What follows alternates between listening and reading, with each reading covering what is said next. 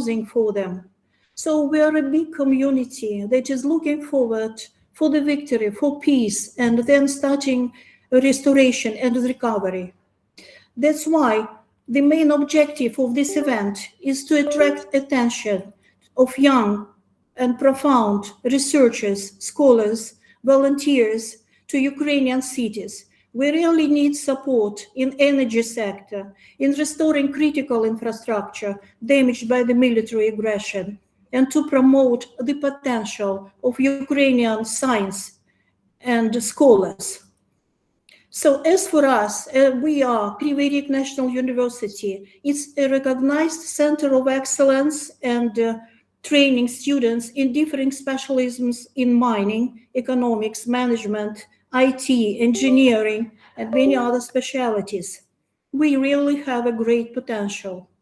So let me first ask our rector, full professor, doctor of engineering, corresponding member of the National Academy of Sciences, Mykola Stupnik, to say a couple of words of welcome address.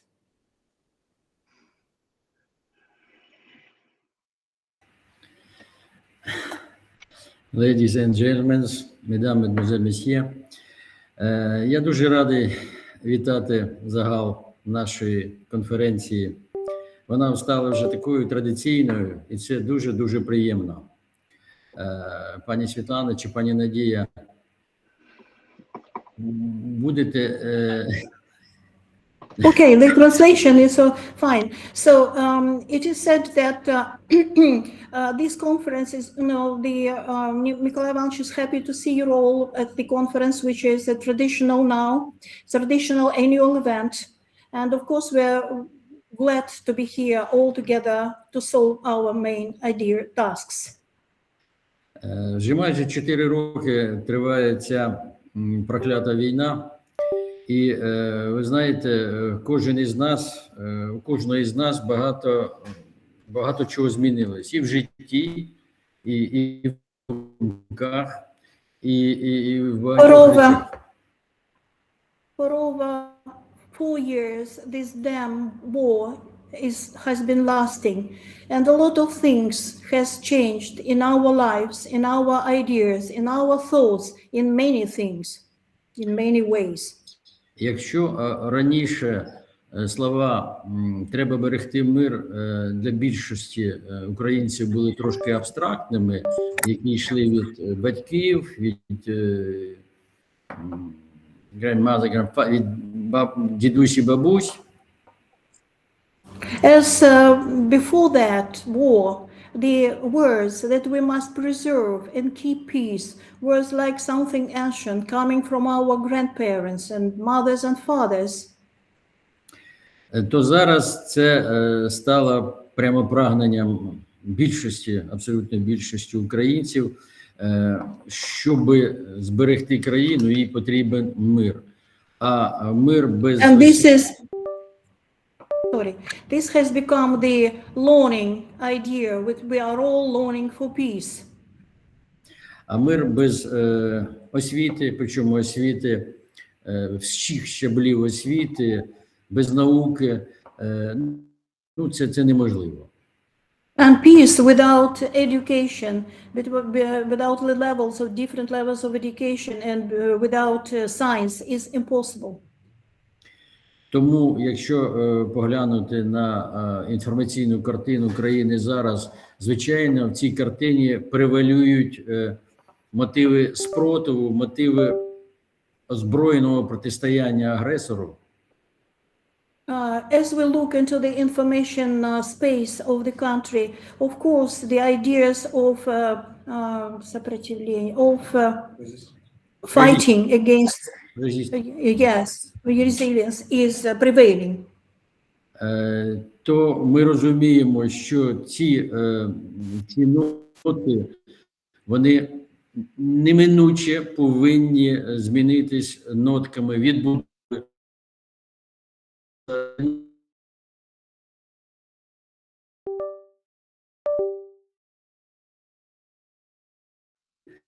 Хто нам неприємний. And of course, just to keep the things going, all these ideas must be changed into the ideas of fighting compromise and fighting peace.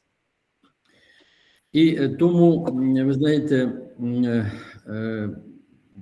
університет працює над багатьма науковими напрямами. Звичайно, він буде працювати і над напрямами, які зміцнюють обороноздатність нашої країни, які поліпшують озброєння нашої країни.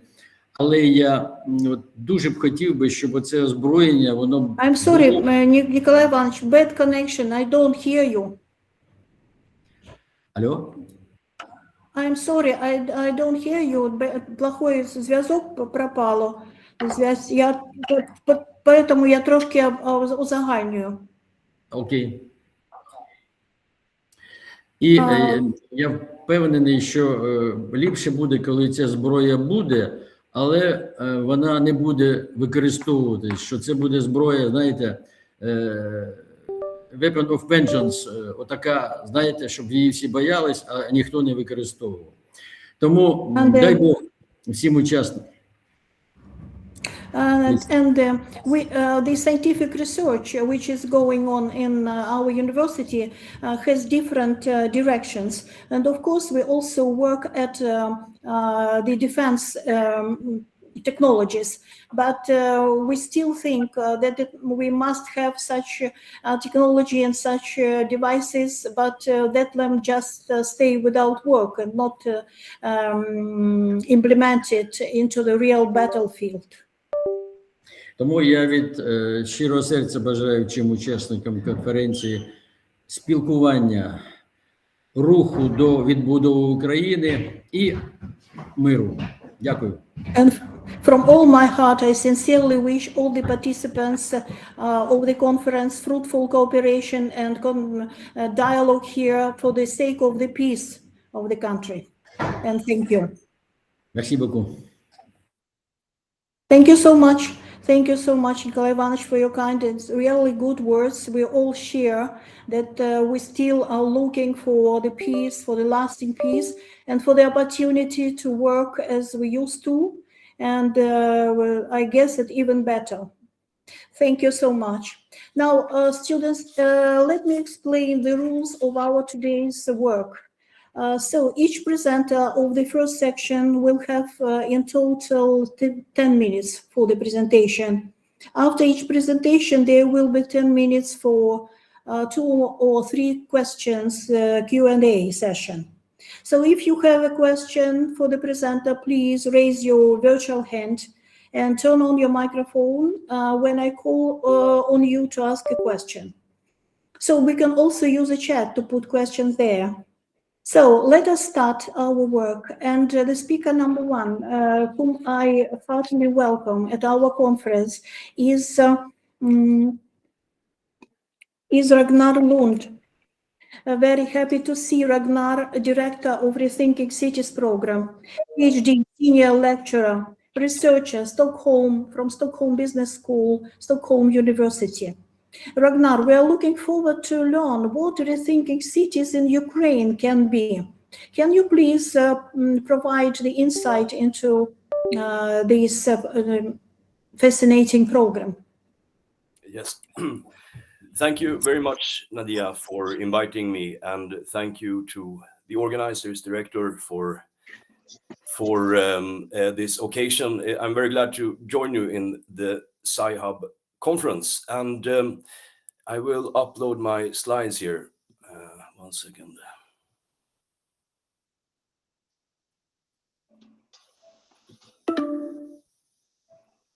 It says can't share screen. I will try again.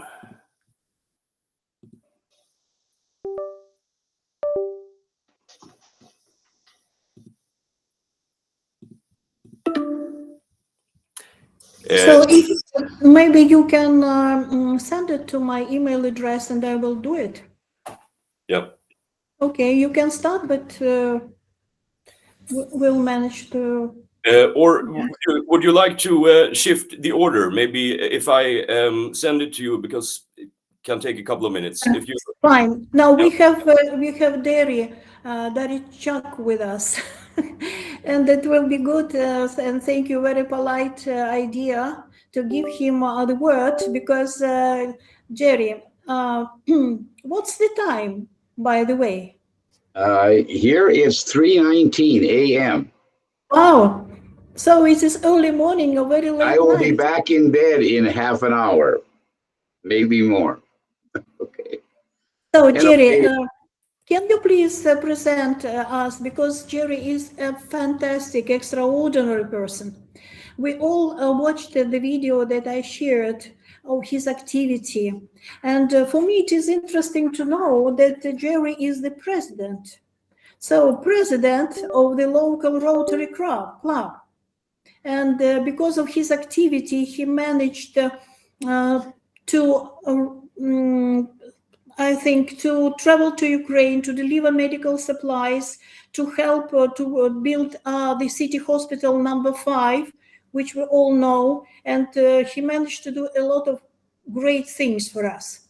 So, Jerry, the stage is yours. Okay. Thank you, Nadia, for inviting me. It's always a pleasure to visit with friends in Ukraine. As you notice, my last name is Darійчук.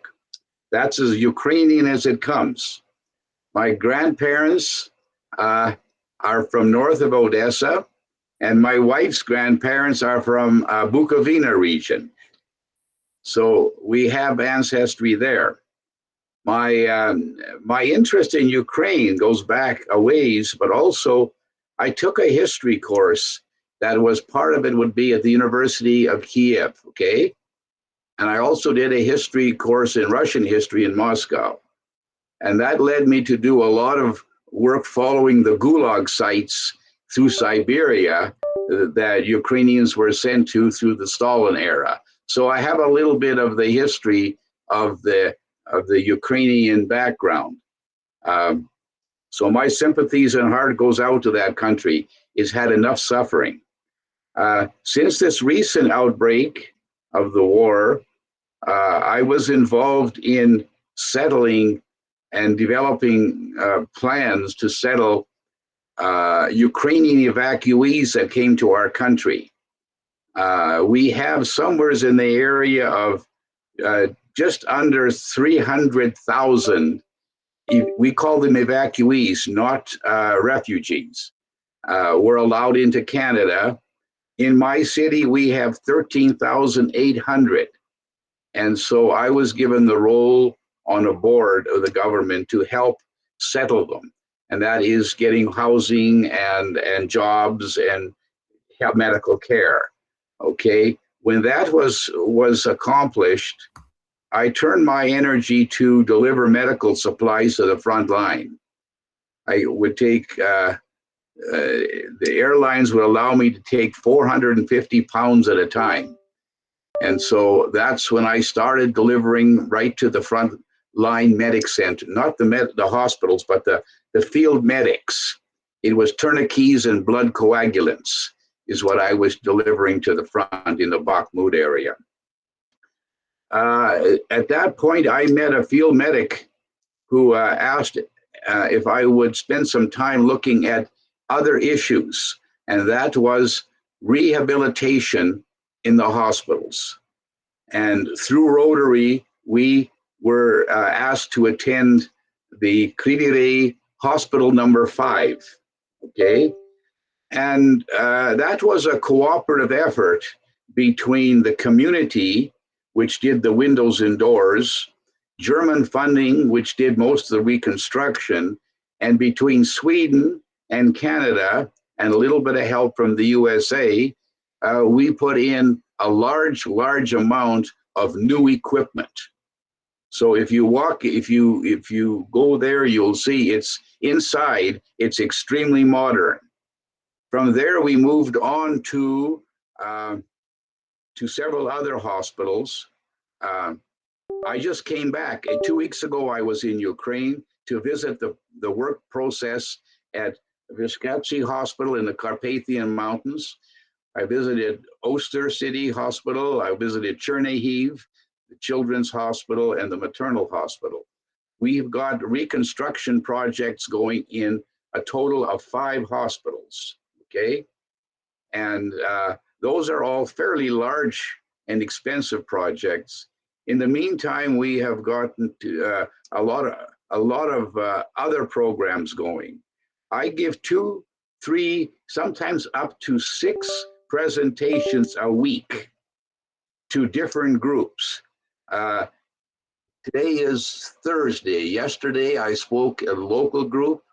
Tuesday, it was a group in Europe and a group in Florida. On Monday, it was California and something else. In other words, the purpose of that is every week is to raise the interest of organizations to help fund support programs. And for example, we're in the process now of raising more money for generators. We've bought many supplies required for underground shelters for the children's schools. So there's a lot of programs. I don't initiate all of them. What I do is I try to raise the interest in places like California and Florida and parts of Canada so that we can fund the support programs that are needed to keep the population strong. Our hearts and prayers are with you. We can't fight for you from this side, but we can help support you to keep the fight going, okay? And so that's the efforts I try to do. I'm speaking to a large number of Polytech graduates. I'm sure there's masters and PhD students. It's going to be your brains that carry this forward. My undergraduate degree is in polymer chemistry, and I've operated and managed a fairly large factory in engineered materials, okay? And that's the kind of stuff that is tomorrow's building. And I hope, as I say, I hope that we can support you as best we can. All I can say, I wish it was over. So great. So you're doing more than anyone can expect. Thank you so much. You, as far as you support us so generously, and we really appreciate your support, which is so needed, and fascinated by your personality and by the fact that you are also a mentor. So really, you can be a role model for young people who are interested in how to build their life and to be successful. So now I guess it's time for Q&A. Students, what are the questions that you have for Jerry? So raise your virtual hand. Okay, Vitaly, you're welcome. First of all, Jerry, thank you for your significant efforts to support Ukraine. I have a questions. I'm wondering what was the most difficult aspect of delivering medical supplies to Ukraine? First, I do not speak Ukrainian, so I have to always have an interpreter. And I don't find it all that difficult, other than tiring. I'm very close to 80 years old, so you got to keep in mind I can't keep the pace up that those young soldiers could. But I did try my best, and the difficulty, I say, is probably on the bigger issues. It's trying to raise awareness. Okay, on this side of the pond, Ukraine war is not front and center. We have an idiot who lives just south of us by the name of Donald, and he sucks up all of the oxygen in the sphere of knowledge. Okay, so we have to work very hard at making others aware that they can do something. Okay, many say, well, I hope they win, but I won't do anything about it. and I say, I hope they win, and I will try and do something about it. And that's where I find it difficult, because it leaves their mind too easily. Excellent. So really, Jerry, what we need is to be aware of the things, of how the things are in reality, and how each person can play his or her role in this war. Yeah, because as far as we're here in the Ukraine, which is really tough to be, but we still think that our place is to be here, to do what we can, to teach, to learn, to work, everything to do for us, for the Ukrainian citizens, for the peace, for the sake of peace. So that's why the example that you are demonstrating is valuable. Thank you. We really can do if we want to. And thank you for telling us and reminding us about it.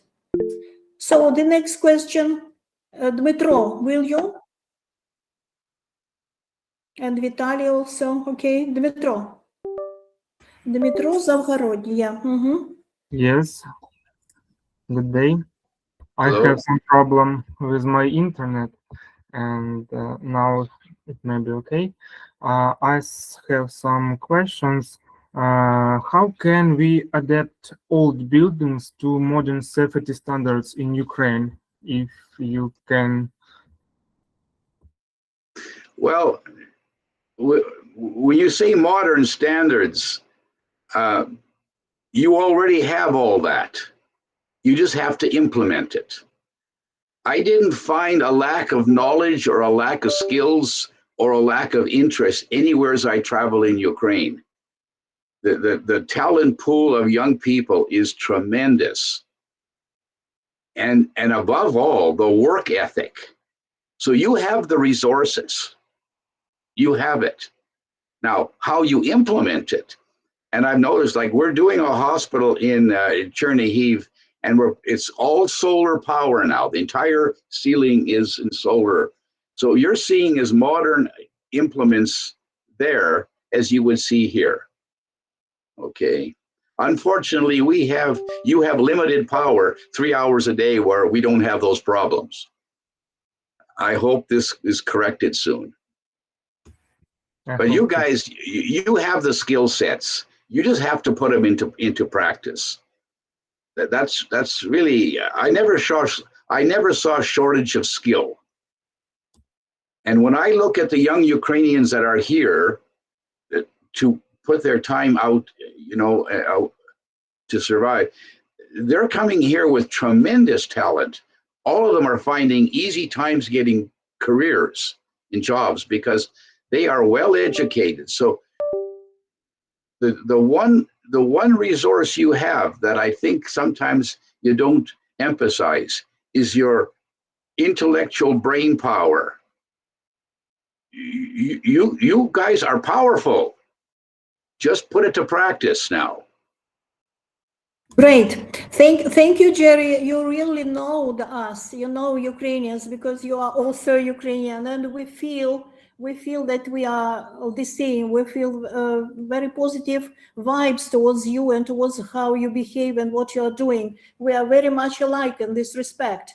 And thank you again. I just wanted to ask you, maybe you can provide a kind of advice to young, how to become successful, but you have just said maybe anything else, but if it is okay. Well, being successful, that's success is measured in so many ways, okay? And being a businessman, I measure my success by the success of my companies, okay? I started my first company when I was 19 years old. Okay, I had 20-some employees. I learned one thing quickly. You have to work, okay? All right.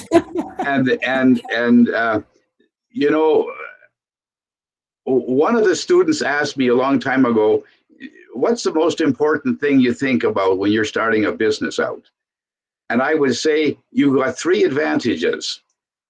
Work harder than anybody, work longer, and work faster. And someone said, what about working smarter?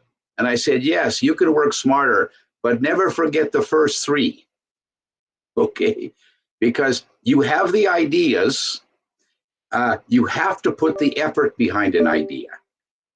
One of the things I find in our country is first-generation immigrants that do not have a second option. When they start an enterprise, they usually are successful because they don't quit and go home to live with mom and dad again. Okay? In other words, there's no escape clause here. So they put in that extra energy and what I call fortitude. And that's the strength I see in the Ukrainian group that are in our city. They're determined. And I think that's the same main ingredient, no matter what enterprise you start in. You need that ingredient of fortitude.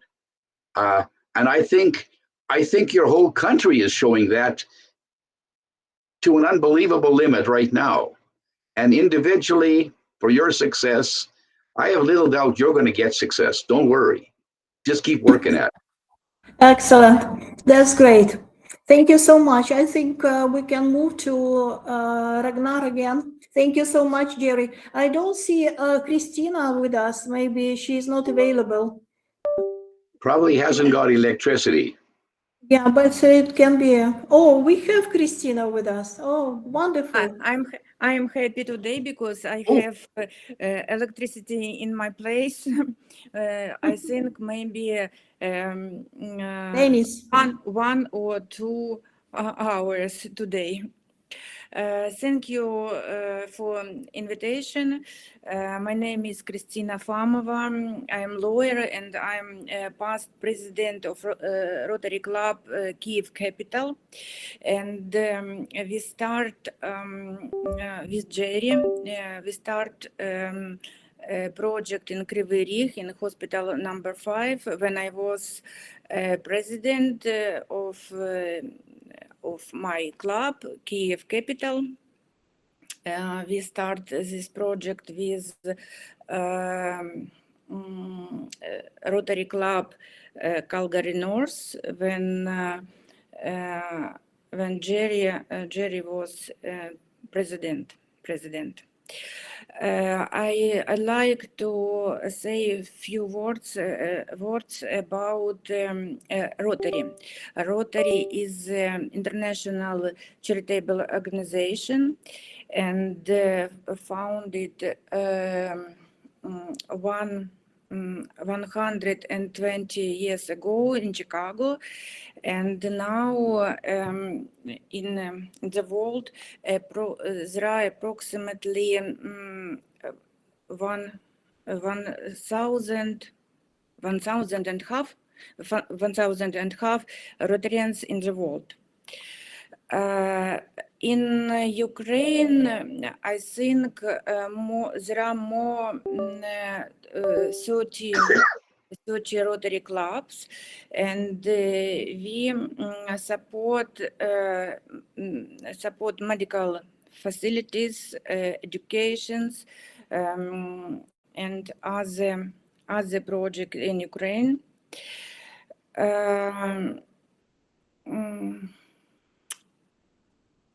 I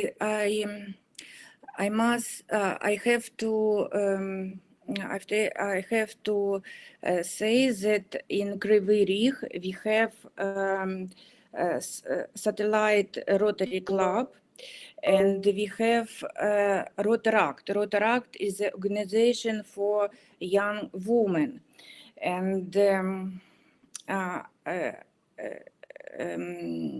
I suggest to you as a young people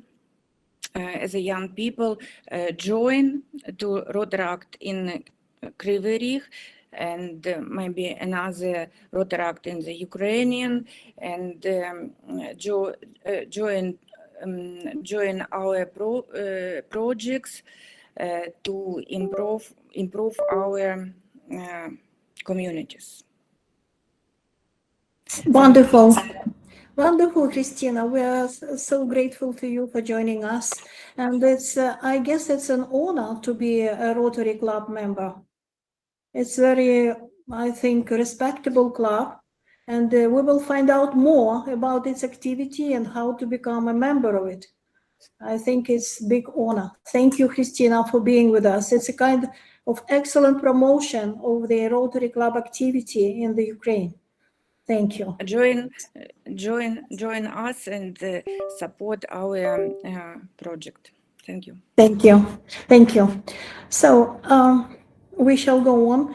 Ragnar, unfortunately, it's a problem with the presentation, but can I please ask you to let Denis Malenggro to speak, because he is in the circumstances that does not allow him to stay longer with us. If you don't, if you are so patient, we will be grateful. Yes, it's no problem for me, but you didn't receive my presentation. Shall I? Not, no, you see the presentation says that it's error. We cannot download it. It would be great if you can address it to my email, because it doesn't download. Thank you. Would be happy. Thank you. Now, students, meet please Denis Malenggro. I was impressed when I first met him. He is so energetic. He is a wonderful person. He speaks with the determination. And I asked him to be with us today because he is very popular speaker and the columnist active in Europe and the Ukraine. And we would like to know more about such new trend as the digital society, as IT, which is the tool of thinking. So a lot of interesting and new things. So Denis, you're very welcome. Thank you very much, Nadia. Thank you, and hello, everybody. You give me energy, you, the beautiful people of Ukraine.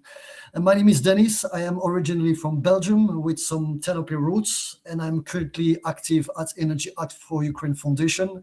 We do keep critical social infrastructure running during blackouts. So this is blackout resilience during the war. And we also prepare Ukraine for some smarter approach for energy through renewable. So Nadia kindly suggested when we met in Warsaw to present to you a little something about technology.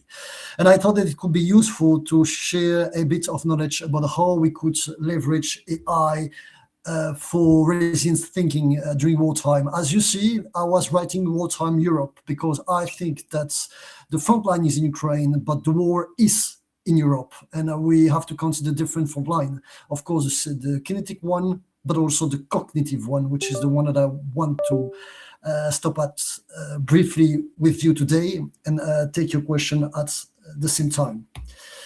So basically my point here today is how to kind of speak AI. So how we can best leverage AI, and specifically in this case, ChatGPT, which is the most popular and most advanced AI we can use on the markets.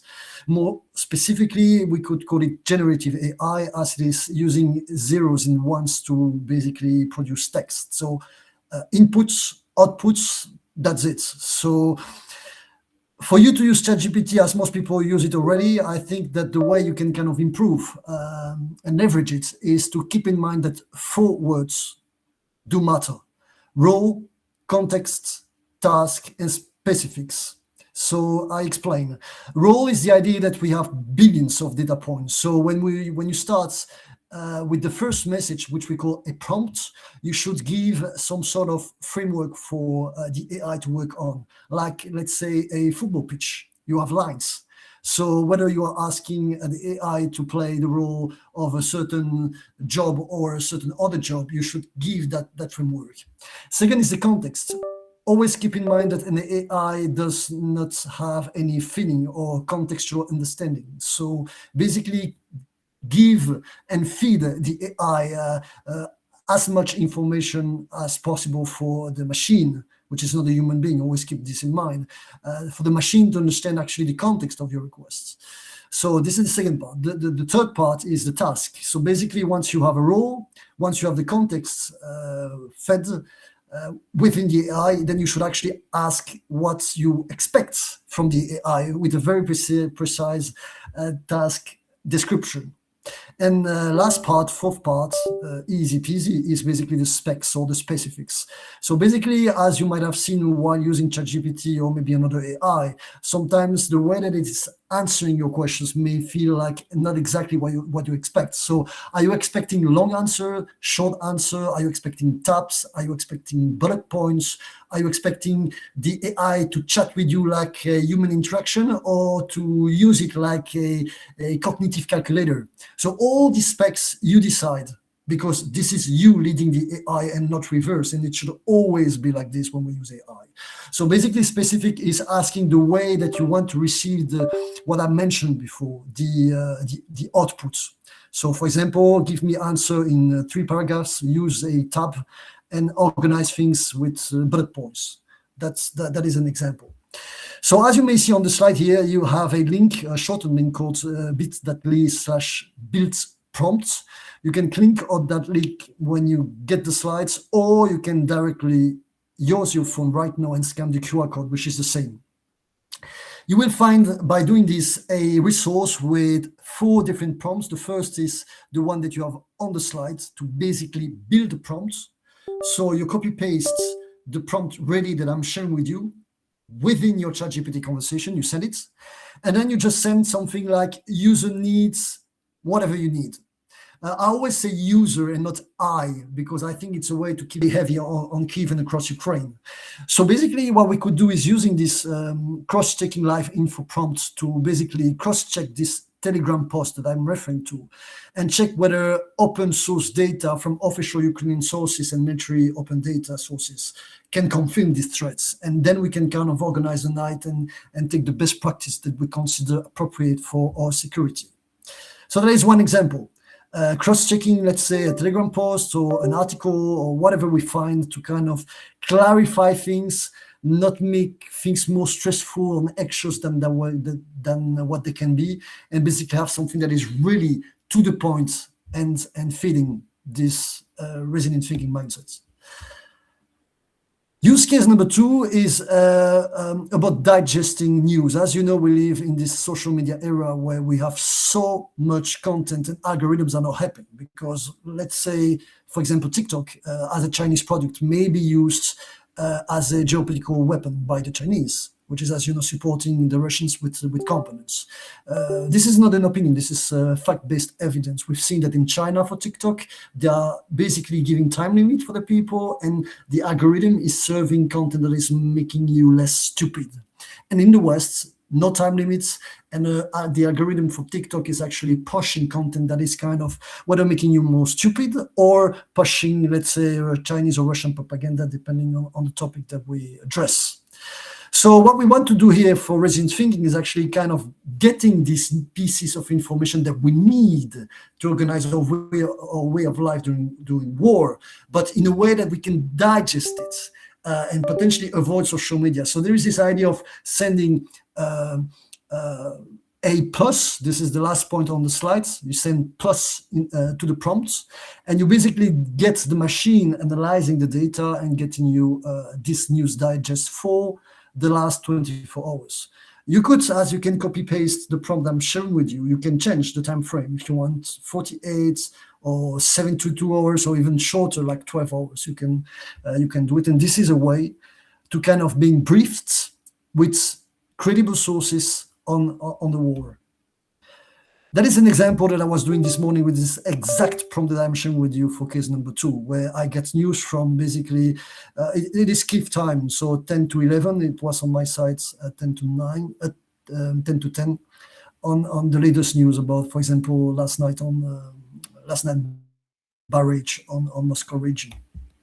And last example, as we only have 10 minutes and I see 1 minute and 30 seconds left, we could use AI to debunk the Kremlin narratives, because as you know, 2 + 2 is still 4, but in Putin's world, 2 + 2 can be something else. So we kind of have to protect our minds and our cognition within this time, not only in Ukraine, but in the West, because I can tell you, I come from Belgium, and in the West, if I look at studies, we have on average about 15-20% of the population still buying the propaganda from the Kremlin, which is something that we can reflect from with the experience from World War II as well. There's this percentage that is really something that we have to consider. So we could use this also to debunk and send, let's say, print screen or screenshot of a piece of information, or a link to an article where you are thinking that potentially there is something wrong there, and get an understanding of the tactics, the wording, and the way that they are using all this to keep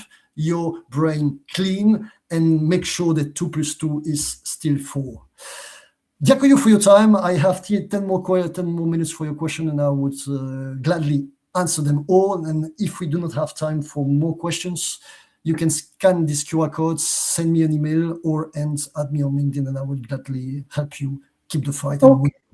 Okay, fine. Thank you, Denis, so much for your meaningful report and insightful. I guess that those who wanted to put questions will do it in the chat, or maybe we'll also address it to you after the conference, because now Denis is very short of time. He's not available. We right? have 10 minutes if questions are still 10 here. minutes. Okay, So maybe we 1 can or 2 take them if questions we necessary. can manage. So Anton, welcome, please. Hello, and thank you, first of all, for everything that you do for us, for Ukraine. You mentioned that an AI assistant should flag emotional wording and rumors. How does one calibrate the AI to distinguish between, say, genuine emotional distress of a victim and emotionally charged propaganda, Yes. ensuring that something crucial does not accidentally get filtered out? Yes. Thank you for the question. Well, I will be cautious here because I am a practitioner and not a technician. So as you might know, every AI is built differently. So ChatGPT is an American solution, but you may have Mistral AI from France, Claude, which is an also famous one, or Grok from Elon Musk on X. I would say as an example, but again, being cautious here, that for example, the emojis, based on the billions of data points that we have available, we know that certain emojis, as they are, for example, used in Telegram posts, may kind of, intensify the sense of anxiousness here. For example, an alarm, or using capital letters. So there are like a few patterns that we can kind of identify as potentially being driving emotions in a way that could be minimized. But again, I'm showing these 2 examples with emojis, alarming emojis, and capital letters. But there are many other examples. Point 1 and point 2, it always depends on the way that the AI is built by the engineers behind this product. So there is a part called black box that we do not master with AI in the way that it works, which is sometimes raising other ethical questions. And then there's these decisions made by the companies on how it should identify and flag, as you mentioned, a certain thing as alarming or not alarming. So it really depends on the parameters, one, and on the black box side, 2, or reverse. Thank you. Thank you. Mm-hmm. So Sergey, can you please say what do you want to ask? Is it in the chat? So can you give us some advice on how AI can help us move from doom scrolling to active news analysis? Are there any specific techniques you would recommend? Well, maybe I can share the screen here again. Let me see if I can show like this. So you will see when you scan the QR code that you will access the page that I'm showing right now, where you will basically find 4 different prompts. You have the 3 cases I was mentioning ready for use. So you can just copy and paste. And basically, depending on your specific case, because I'm just sharing with you 3 examples, but the possibilities are, I would kind of say, endless here. So basically, let's say, okay, you have an idea in mind, like the person who just asked the question. Well, you could basically just copy and paste this entire prompt here, use it in a new ChatGPT window, and send something like, well, depends on the wording, but it's just for you to get the idea. User needs a prompt for blah, blah, blah, blah, blah, blah. You just add what you need. And then you will get a first version of the prompt being prompted by the prompt. So it's kind of the AI working for you. And at the end, you will get a score from 0 to 5 out of 5. And when you are not at 5 out of 5, you will get questions from the AI asking you to kind of be more precise about what you need. And this is how this is the way that you can actually get closer to a certain prompt for a certain use. So to your question, long story short, I would say copy paste this and just go into the direction where you want to get the prompt that you need for specific use case of resilience thinking here. Thank you so much. Thank you. And have a great day. We were happy to have you with us, and we'll keep in touch, Denis. Goodbye. Thank you very much, my friends. Be well and take care. See you soon. Thank you. So, Ragnar, everything is fine with the presentation. We got it. So will you please start presenting at last? Thank you for your patience. Very good. You can hear me? Yes, very well. Very good. So I am sorry for the technical trouble, but I'm glad you received it. So you can share it from your screen? Very good. Thank you. Yes, once again, thank you very much for inviting me to this session. I'm glad to be here, and I have been in touch with you, Nadia, in different occasions and have met representatives of Kriveri in different occasions. And I would like to tell you a little bit about our program that we are organizing in collaboration with partners in Ukraine. I work at Stockholm University, and I work as a senior lecturer and researcher, and I am leading a program that is developed together with partners in Ukraine for communities in the first round. It was in the eastern regions of Ukraine, and in this current round that we are organizing, we're working with also central and western regions. So I can tell you a little bit about the background of our program. It was in the spring of 2022 that I met in connection to a conference in Brussels with Ukrainian architects and urban planners from Kharkiv School of Architecture and from Roskvit Urban Coalition for Ukraine. It was briefly after the full-scale invasion, and I was very struck by their the way they saw urban planning, not just responding to the urgent needs, but also to work for future development of the cities. In connection to this conference, we spoke about how we could collaborate on setting up a program where also Stockholm University would be involved. And shortly thereafter, in the summer of 22, I traveled to Ukraine to meet with these partners and also with planners and mayors and community leaders in Ukraine to also understand more about their needs and how they would like us to support. And what they were saying was that they need capacity methods and a way to already start planning for the future during the current situation of the war. So starting to planning for the recovery and for the future rebuilding of the cities. So this was the start of our capacity building program, Rethinking Cities in Ukraine. And we are now organizing it from Stockholm University together with our partners in Ukraine, Roskvit Urban Coalition, and with funding from the Swedish Institute. And it is a 6-month capacity building program a 6-month training program for local civil servants, higher level civil servants in functions that relate to urban planning, architecture, local economic development, environmental specialists, and they participate in our program in teams. We work with 5 cities at a time, and we focus on, yeah, you can wait, okay. We focus on small and medium-sized cities. Yeah, okay, you can change now to the next.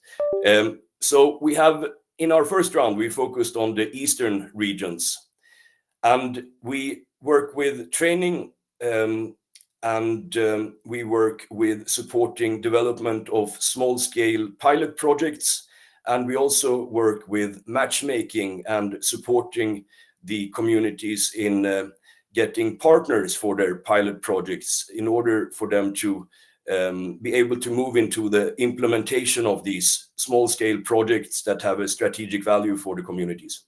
And so when speaking to the local municipality leaders, it's clear, of course, that they have a very big assignment, or they have a very big task, and most of the reconstruction will be done at the local level, at the community level, and at the same time there is population loss. There are new reforms when it comes to spatial planning. They have to develop comprehensive plans, work with new tools, digital tools, and geoinformation systems and digital platforms. They have ecological risks. There is economic disruption, and at the same time, they also need to run the public services, and they have to take care of everything that is the usual task of a municipality. So a big challenge for them is the local capacity, and there is a lot of funding, but they need support in different ways to take care of these tasks. And this is where we developed our program. So you can change to the next slide. We have this training program that supports the local level civil servants in spatial planning. We support them in developing plans based on different scenarios. And then we have a component with geoinformation systems, digital tools. And in the next component of the program, we focus on the local economic development, how the projects that we identify together with them, these strategic projects, but that also meet the current critical needs of the municipalities, how they also contribute to job creation and municipal revenues locally. And then we support also in a component in participation and inclusion in the planning. So how to involve the citizens, the local NGOs, different stakeholders, business in the planning and the decision making, in order to make it transparent, democratic, but also in order to bring in their needs, the needs of the people that will take part in the development of the future cities. And we also have this last component, which is about supporting the municipalities in bringing the projects into the implementation phase. So how to find partners for the funding and for the technical support in different areas, and how to start implementing in a small scale, and then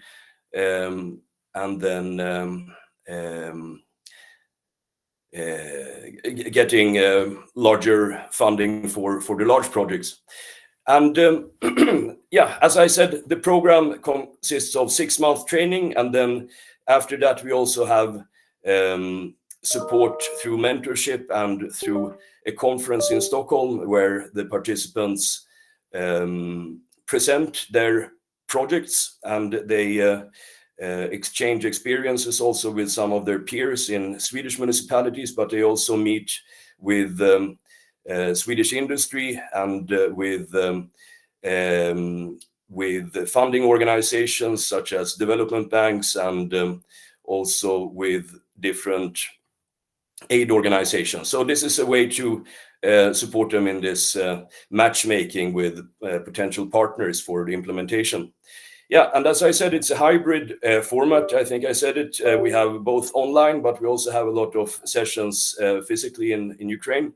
So there are workshops where we gather the municipalities in Lviv. They come there for workshop sessions, and we have a focus on peer-to-peer interaction, where they also support each other with their experiences and their support in different ways, but also peer-to-peer with Swedish actors. We invite Swedish municipalities to join sessions and give feedback on different types of issues where they can support and contribute with their expertise, but also to learn from the Ukrainian municipalities and how they build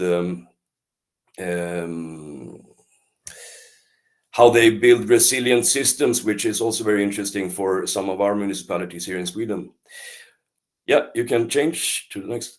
Yeah, these are our 4 modules. We have a starting module with spatial planning and reconstruction, digital tools, and then local economic development, participation and inclusion, and finance and partnerships, project management, good governance.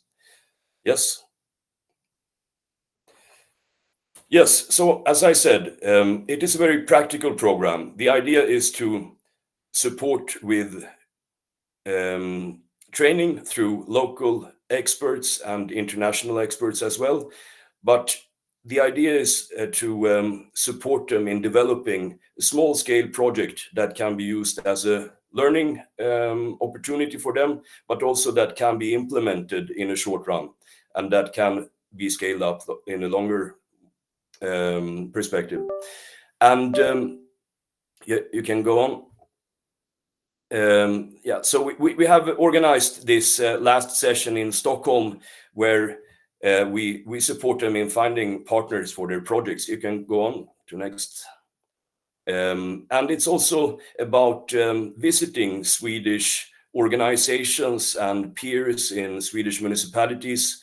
We do study visits to, for example, water and waste management facilities, and we have met different engineering companies and so on that can also give feedback to the projects that the Ukrainian municipalities present. Yes.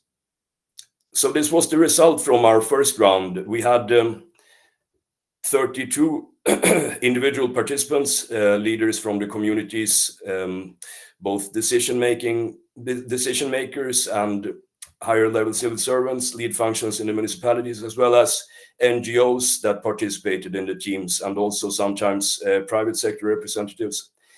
We worked with 5 cities in the first round, and we had 72 female participants, women participants in this first round. Yes, yeah, so these are some examples of the outcome from our first round. We worked, for example, with the municipality of Lozova in the Kharkiv region, and they had a need for modernization of their waste management system and their water infrastructure, water treatment and water supply. And we supported them in the planning of this in an integrated way as part of the long-term development of the community.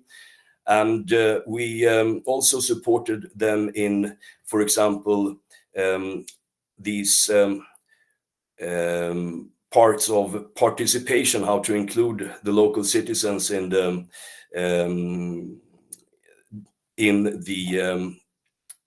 development of these projects. So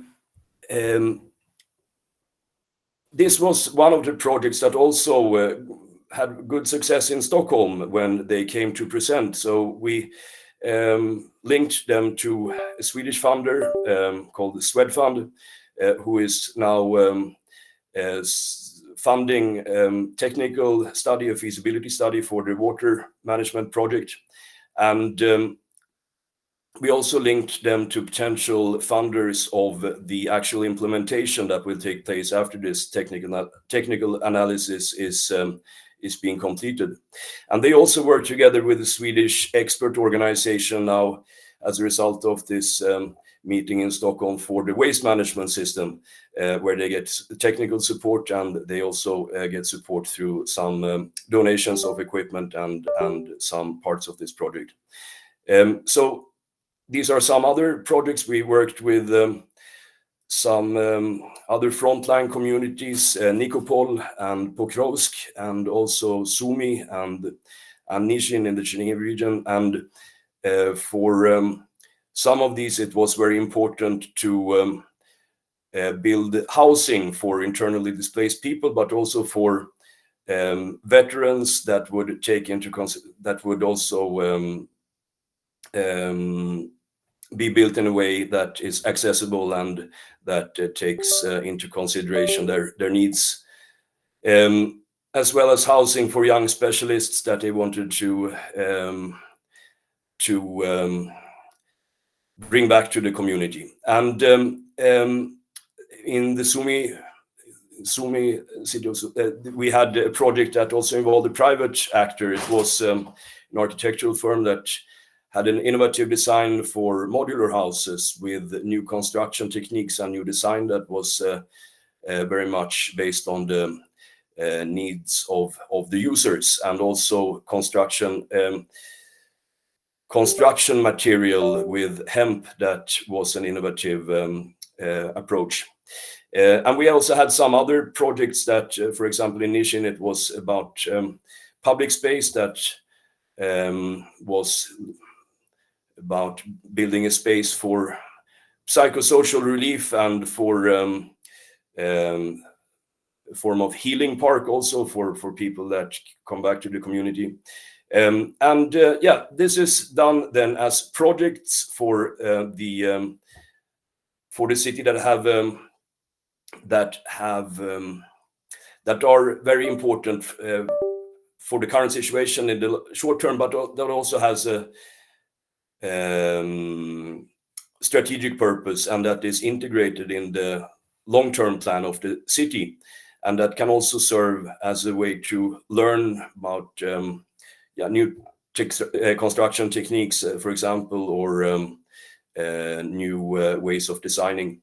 Yeah, now we work with 5 new municipalities in the central and western regions, and they have more focus on local economic development.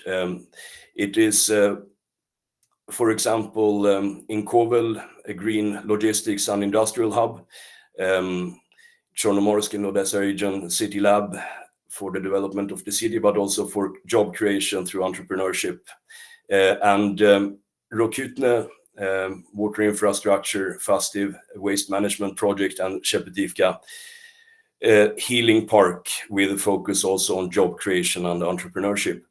So it is about reintegration of veterans and of internally displaced persons, and also about long-term economic development in these municipalities, and of course modernization of the services for the citizens with water and waste. Yeah, so this is a short presentation of our project, and it is I think it has been a very good experience of international cooperation, where we also have had the opportunity to, as I said, invite the Ukrainian partners to Sweden to talk about their experiences and share with our Swedish municipalities. And yeah, it's there. Thank you. Thank Yeah, you. thank you. Yeah. So Ragnar, very impressive presentation and impressive results. Thank you so much for your activity. I'm sure the participants have questions. So Ilya, will you please put your question? So, hi Ragnar, thank you for what you are doing for our people, for our country. And I have a question regarding you mentioned some building standards and so on. I'm interested in what Sweden can, how Sweden can benefit from our experience, for example, and what should we take from you as in the first place? Yeah, I know that there is, of course, a big interest for building in like terms of preparedness. So how to update the shelters, for example, and how to plan for shelters that should be near to every building. And this is something that Sweden is very interested in, about learning from Ukraine.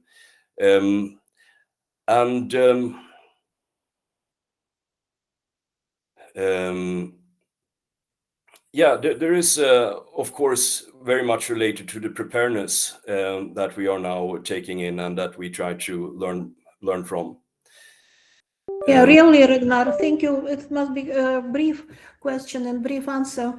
You mentioned that it is a mutual project, mutual successful project. So I'm sure that two sides should benefit from the cooperation. Thank you. Anton, and your question, maybe this will be the final question for Ragnar's session. Thank you. My question is, a major challenge currently is the displacement of skilled people. Does the local economic development pillar include strategies for attracting human capital back to specific municipalities? And how do we plan cities that are economically attractive for returnees? Yeah, so I think this was a specific objective, for example, in Nikopol, to create modern, attractive housing for young specialists that they wanted to attract back to the community. As well, for example, in cities that we work with right now in our current program, in connection to industrial projects, there is often an interest also to collaborate, for example, with vocational schools in order to build up skills that are needed right now in these industries. And there is a big interest also to attract back the residents that can bring their skills, but also to reskill and to collaborate with, for example, vocational schools. Yeah. Thank you. Thank you. It's a very good question and a wonderful answer. And Andrew Duda, you're very welcome as well. Yes, thank you, Ragnar, for your presentations. To very interesting project, very interesting program, and I think it is a very useful activity for Ukraine in our hard time, and a lot of destroyed buildings, destroyed industrial places, and etc. And I have a questions related. You mean, for example, that you, as per your project, it is building industrial park or waste management in Lozova, yes? And the question is, how do you attract the funding, yes, for this project? It is Ukrainian project, so from your company, your organization, or somebody else? Yeah. There are specific support systems, for example, from Sweden and other countries that can fund different parts of such projects. In the case of waste management or water infrastructure projects, it often starts with funding technical analysis, a feasibility study, in order to make these projects prepared for the funding from the international financial institutions. So there is often a collaboration between these funders of the feasibility studies and then these funders of the actual implementation. And in our program, in the end of our program, we gather all these actors in this Stockholm conference. We invited big international financial institutions as well as these grant givers that are supporting the preparation with the technical analysis. And there is a Swedish ecosystem of support, but it's also an international ecosystem of different funding sources. Yeah, and we try to support the projects with starting up with these initial grants, and then for the long-term infrastructure finance, there will be also larger institutions involved with the. Thank you, Ragnar. Excellent. Hopefully, thank you very much. Yeah, hopefully, Krivorsk also will be one of your projects. Yes, so Stanislav. Exactly. We will talk about it more. Excellent. That will be great. But Stanislav also wants to put a question. It should be brief. Okay. Yeah. All right. Hello, Ragnar. As a civil and industrial engineer, I wanna. As I understood, the resilience is the keyword of your works. So my question is, how it affects the final products? I mean, the waste management plant. Why is it resilient? Because of materials used, like heavy-duty stuff, or maybe built-in shelters are in place. So, yeah, that's my question. Yeah, for these water and waste management projects, for the technical aspects of how they are resilient, I'm not exactly the person to ask, because we have specialists in that. But I guess it's a lot about energy, trying to, for example, in the water infrastructure, trying to make sure that there are no disruptions, that there are backups, and that there is a system for not having disruptions in that. But we have specialists in those areas that are supporting more technically. So I'm not maybe the right person to ask about the technical aspects there. Okay, thank you so much. So everybody is happy to listen to you, and we've got a lot of insightful information. Thank you, we're impressed. We really think that Sweden can play a key role in restoring Ukrainian industry. Thank you personally, Ragnar, for all that you are doing. We're very, very grateful. Thank you very much. Thank you. Now I think we can move to the second session, which is interactive session, the panel discussion. And the panelists today are postgraduate students. So can I please ask the first panel discussion is going to be done by Ilya Belaus and Alexander Yalovoi. So guys, are you with us? So let us start discussion. So 1 second, please. Alexander, are you ready? Yes. Great.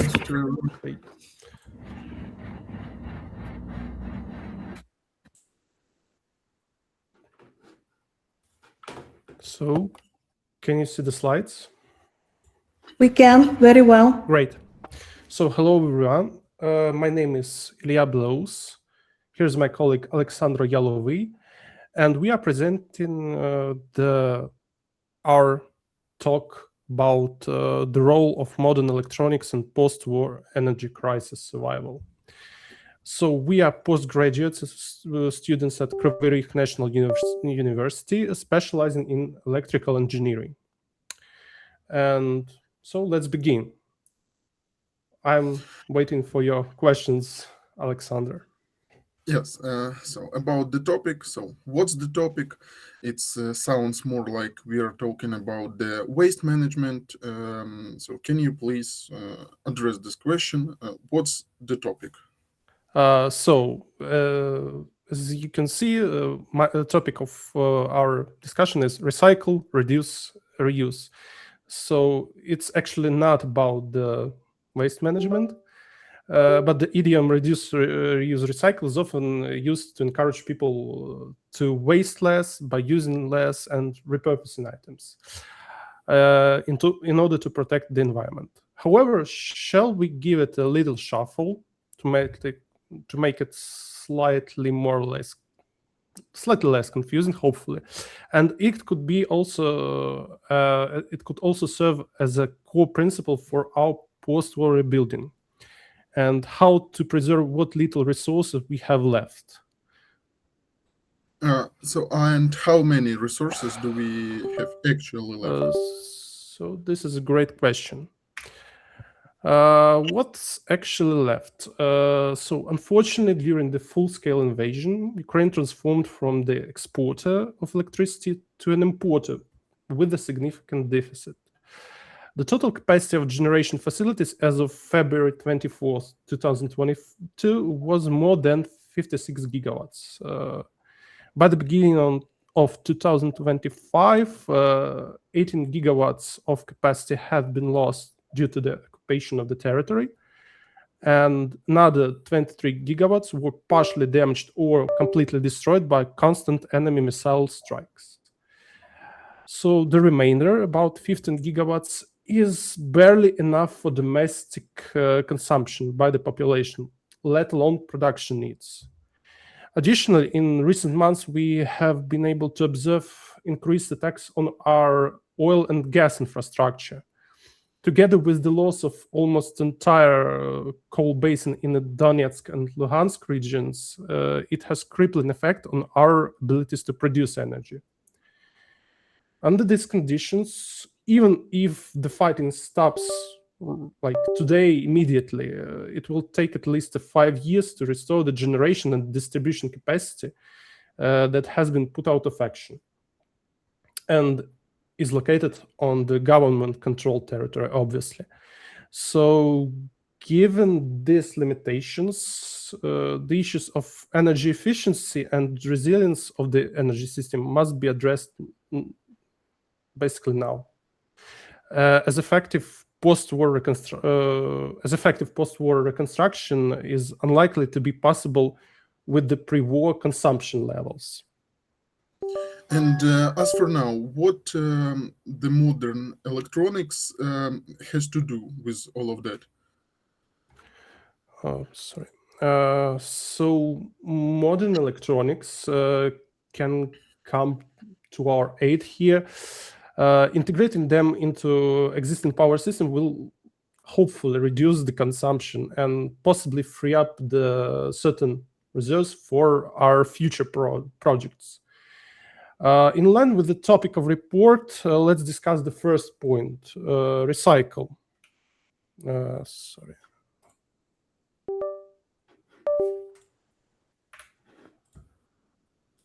Here, by recycling, I mean the modernization of existing enterprises that have not been damaged or have been only slightly damaged by the bombings.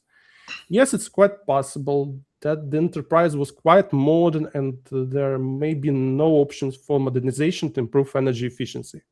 However, it's a well-known fact that a significant number of Ukrainian enterprises used not very efficient tools and equipment before the full-scale invasion. In this regard, special attention should be paid to industrial electric drives, which, according to World Energy Outlook, are among the largest consumers of electricity in the world. So, as you can see on the slides, the electric motors are take about 75% of electricity demand in industry, and subsequently industrial motors are about a third of global energy consumption. So the integration of controlled electric drives, especially with the modern inverters based on wide bandgap semiconductors like gallium nitride and silica carbide, will greatly reduce the energy consumption of frequency converters themselves and electric drives as a whole. This will have a significant impact on the competitiveness of our enterprises by reducing the cost of production per unit, and will allow us to work more efficiently in conditions of limited resources. So moving to the second part of our discussion is to reduce. So wasn't the previous example you told provided about reducing the consumption? What is the difference? So yeah, reduce. The previous point was about modernizing the existing systems, improving on a certain bits and pieces. So basically, we have a plant, we have the equipment, we have everything we need, but we need to change the we need to add variable frequency drive to it, or change the motor and VFD. So, but more or less everything stays the same. It's more about recycling the existing infrastructure. Here we talk about more direct approach by changing all of it. The EU initiative to replace incandescent light bulbs in Ukrainian homes with LED bulbs is a perfect example of this point. So basically, we are completely changing the way we are illuminating our houses or our industry plants. I'm sorry. Sorry, Ilya. I'm awfully sorry, but please keep to the time schedule. All right. Okay. It's already 10 minutes. 10 minutes you are in presenting. So since the end of the 2022, more than 40 million incandescent light bulbs have been replaced, which, according to the experts, reduce the electricity consumption by at least 1 gigawatt. However, the LED lighting is not just about the illuminating homes. It's also about industrial setting, and in Krivorizk we have successful lighting upgrades that were carried in central mining processing plant, which brings us 87% of savings, and at the non-in mining and processing plant we have 75%. So also urban areas benefit from the LED lighting. Here in Lviv, where I'm now based, we have a replacement campaign, and according to specialists from Lviv Svitlo, average sodium lamp consumption is 0.14 kilowatt hours, and LED is 3 times less. And to be clear, LED lighting is not just about LED bulbs. It's about control systems. It's about driver ICs that provide power supply, and it's about more complex digital protocols like DALI. I hope I answered your question. Yes, for sure. It's great, thank you. And what do we have left for the third point of reuse of today's discussion? So here we have an international experience. In Finland, Sweden, and Denmark, the waste heat from data centers is reused to heat residential buildings. So as of 2025, the waste heat from newly built data center by Microsoft is about to replace the heating plant, coal-fired heating plant, for 40% of Espoo population. Espoo is like second biggest city in Finland. These projects are going on from 2009, and first commercial success was in 2014 when in the city of Mäntsälä, Finland, engineers was able to recover enough heat to waste heat to heat 2,500 homes. So All right, thank you. Thank you, Ilya. Unfortunately, the time is up. Can you please finalize? So yes, of course, we can finalize. The time has come when it's no longer possible to turn a blind eye to the inefficient use of energy due to its surplus. The modernization of the energy sector using the modern electronics will not only improve the economic and environmental performance, but also will increase the resilience of the system in the event of future emergencies. And modernization using the modern electronics, it's what allows for the greatest energy savings of all options we have. So hopefully it was informative and very informative. Ilya, we're impressed. Alexander, you've done a great job today. It's wonderful panel discussion. Thank you so much for participating, for providing grounded information. So we have a suggestion, really it's impressive, to ask questions in the chat. So students who have questions, will you please write them in the chat, and Alexander and Ilya will provide the answer there. Now let's come to the second session, the second panel discussion, which is the using artificial intelligence in the country's recovery. And so I ask Vladimir Moiseychenko, Andrei Ablets, and Alexey Pyatnitsa to participate. Guys, you're very welcome.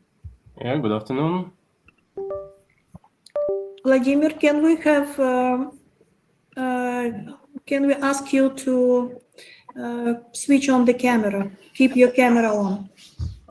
Yes, it's already. Can you see me? Or you cannot, yeah? Cannot. Okay, I'm sorry for that. 1 second, just.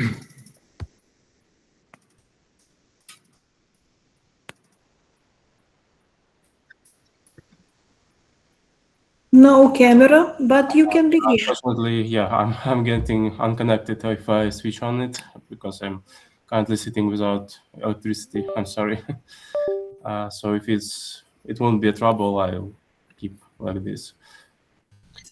Okay. Yeah, let's begin. Good afternoon, dear colleagues and guests. Thank you for being here today. And our topic is the use of artificial intelligence in Ukraine's reconstruction.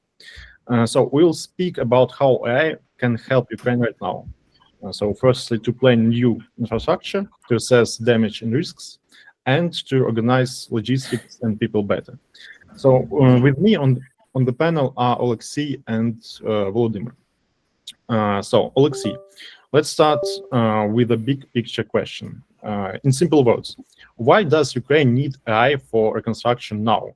So not in 10 years when everything is calm. Thank you, Andrei, and hello. It's a good question. And for me, the main reason is that our situation is very complex. We must rebuild roads, bridges, housing, energy system, and other. And at the same time, people move from one region to another, and we'll still have security risks and limited money. And AI can process a lot of data together, where people live now and where they may move, which roads are overloaded, which areas have a higher risk, and what happens if you choose plan A or plan B, for example.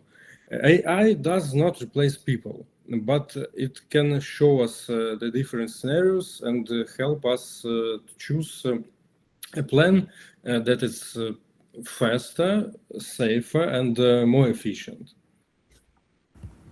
Yeah, I also agree with Alexei, and actually I'd rather add that AI also help us to in public relations, really to get things more transparent.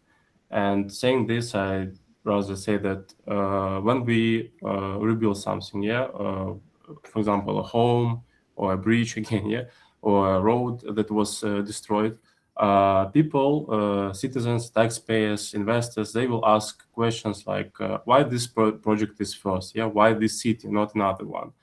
And here comes help of AI tools that will clear the information for people, explain why we should, for now, start with this kind of project, and we will also explain government decisions and keep trust that is really pivotal between people and government. So yeah, I believe that AI is not only about calculation, it's also about clear communication and trust between communities and partners. Thank you, boss. I completely agree with you. And from my side, I see that if we use AI now, we do not only rebuild what was destroyed, we also modernize our systems for the next decades. So if we rebuild as before, we keep our old problems. But if we rebuild with AI support and good data, we can design a more resilient and flexible Ukraine. So let's move to something very practical. Volodymyr, we know that thousands of buildings and infrastructure objects are damaged. How can AI help us see this damage faster and more safely? So we know where to rebuild first. Thank you for this question. Actually, this is a key usage of AI for now. As we see the development of the drone system and smart city systems, we can for now use all the data that is being collected from video cameras, from drones, like photos and videos, put it into the AI systems that can quickly analyze that for us and give us some detection data, like telling us or engineers that will be working on this rebuilding projects of where there was, for example, detected a broken roof or a wall, where was detected a crack that can lead to even a bigger problem, even if for now it's like small and doesn't seem really necessary to pay attention on it. And this is how this system can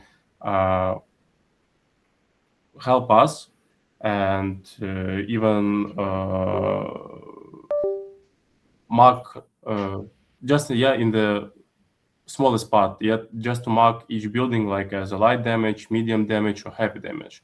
And we can build special digital maps in the future using all this data that will show the biggest problem, for example, and help us to prioritize repairs, protect people from dangerous buildings, or to plan reconstruction budgets for to make them more clear. And also it reduces risk for engineers because for this moment, we know in the advance which structures may be unsafe and what we shall do in the future, how to keep up with this. Yes, thanks, Volodymyr. And actually, in some projects, we already see how this works. So I can process in days the amount of data that people would check for months. But it's one important point here. Models must not work alone. So experts need to review the results and check them with local information. So the decisions stay safe and responsible. Alexey, maybe do you want to add something here? Yeah, I will add the idea of digital twins. A digital twin is a virtual model of a city or some object, and with AI and data from drones, maps, and sensors, it can be built such a model and updated. On this virtual city, we can test different reconstruction plans, see how traffic will change, check where to place new schools or medical centers, and simulate how the city works in winter, summer, and or during in emergency. So it's not only repair what is broken, but it's design a better version of the city in a safe digital space, and then build it in real life. Yeah, thanks, Alexey. And now let's talk about logistics and people. We know that in Ukraine it's hard to move construction materials. Yeah, some bridges are destroyed, roads are busy, fuel is expensive, etc. So, Alexey, how can I help organize logistics for reconstruction? AI can help in three main ways. First, it can forecast demand. If we know the plans of different regions, AI can estimate how much concrete, steel, bricks, or cables will be needed in each month and in each area. Second, it can optimize roads. The system can combine information about road conditions, traffic, fuel cost, security, and warehouses. It can suggest roads that are cheaper and faster, and reduce empty runs of trucks. And third, AI can show early warnings. For example, it can say, in 2 weeks, there will be a shortage of cement in this region if we do nothing. Or this bridge will be overloaded by heavy trucks. And this allows managers to change plans in advance and to avoid any delays. Yeah, thank you, Alexey. So, Vladimir, logistics is about materials, yeah, but reconstruction is also about people and skills. What can AI do here for Ukraine? Yeah, so actually this is a really important question. Yeah, as you said, yeah, we not only need concrete and steel. We also need engineers, builders, energy experts, IT specialists, miners, and etc. Yeah, because we need knowledge to rebuild. And using AI, it may help us to plan our workforce. If we can analyze which specialists we have now in different regions, we can enforce our power of understanding how to optimize or how to find a solution, how to rebuild, how to help, and etc. And optimize in a way, make it quicker, make it more useful.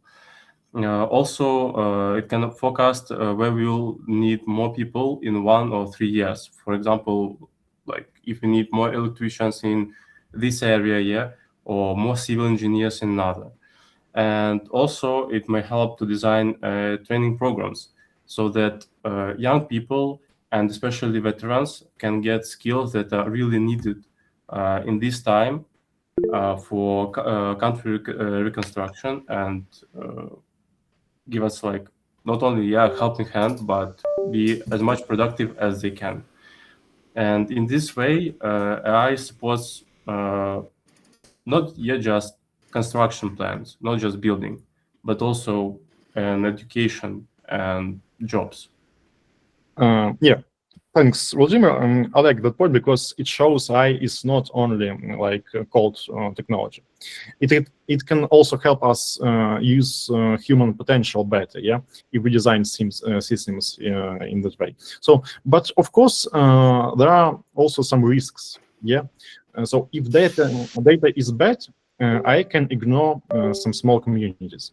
If we don't protect information, there are some security problems.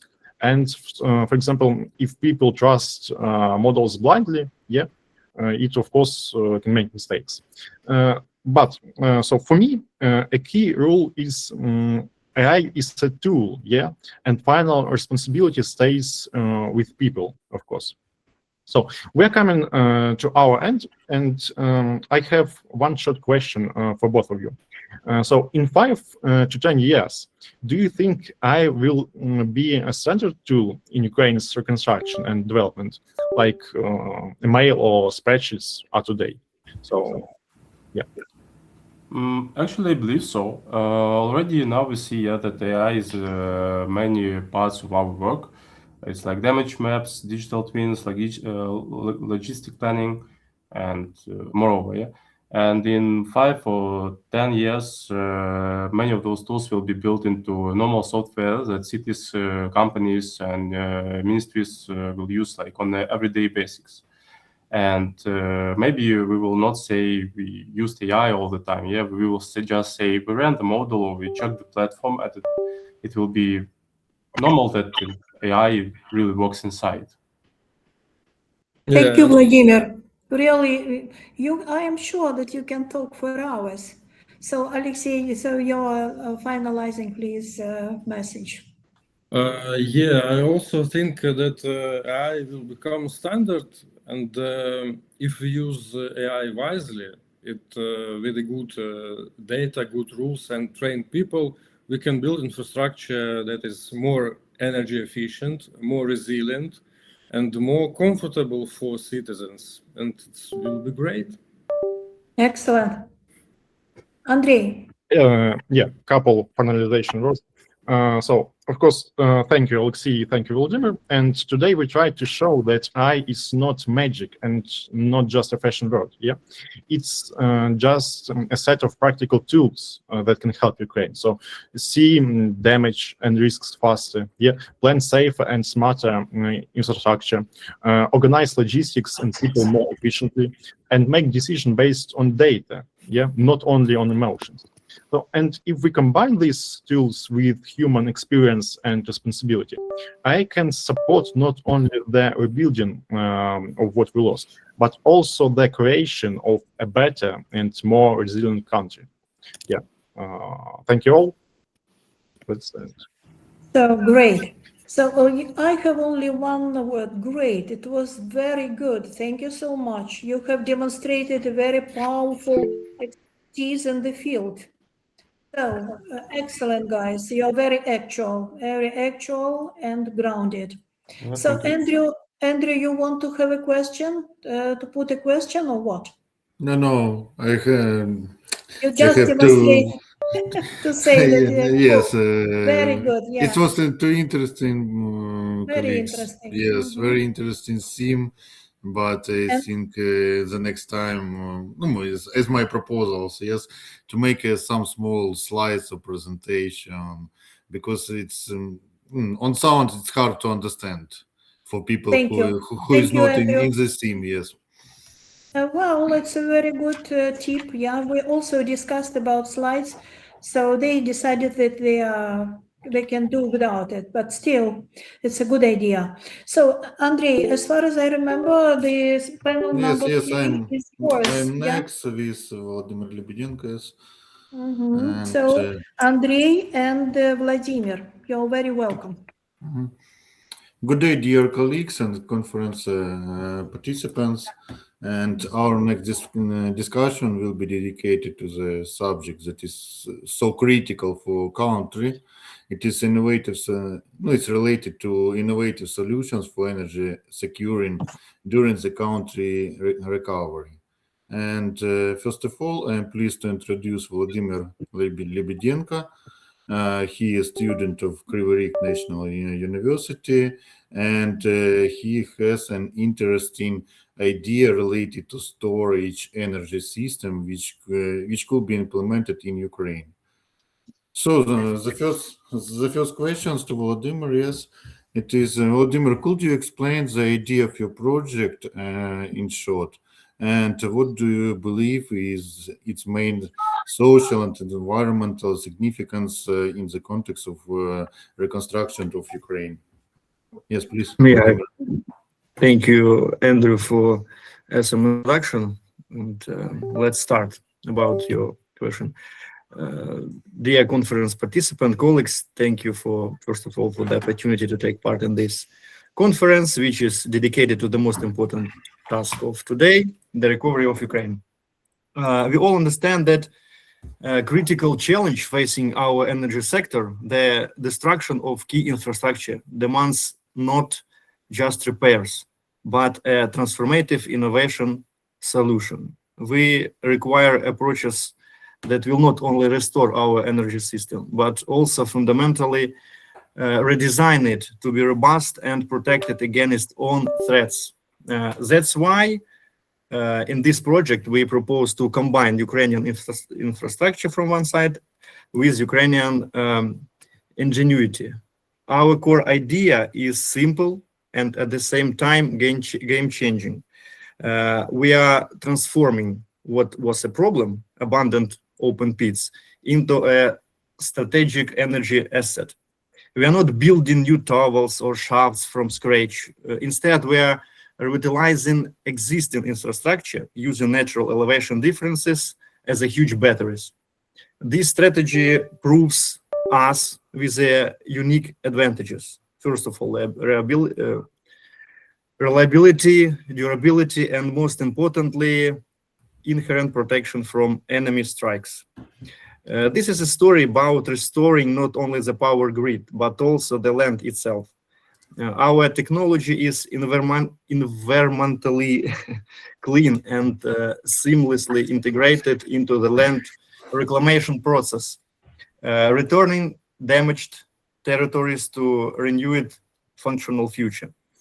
This is an innovation that creates the foundation for economic resilience and energy independence.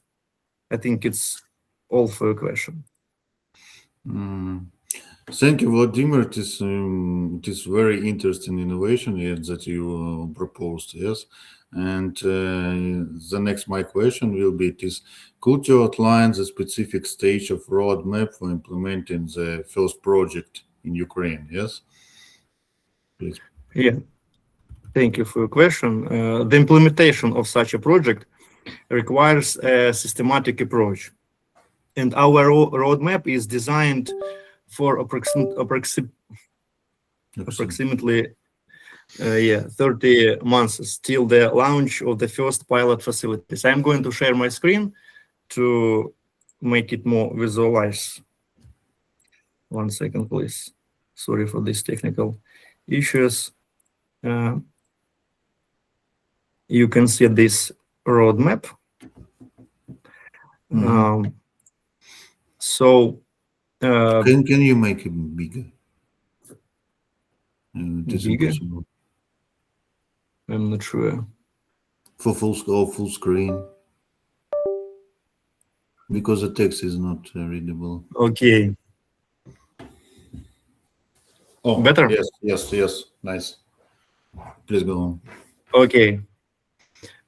So implementation begins with phase 1, analysis.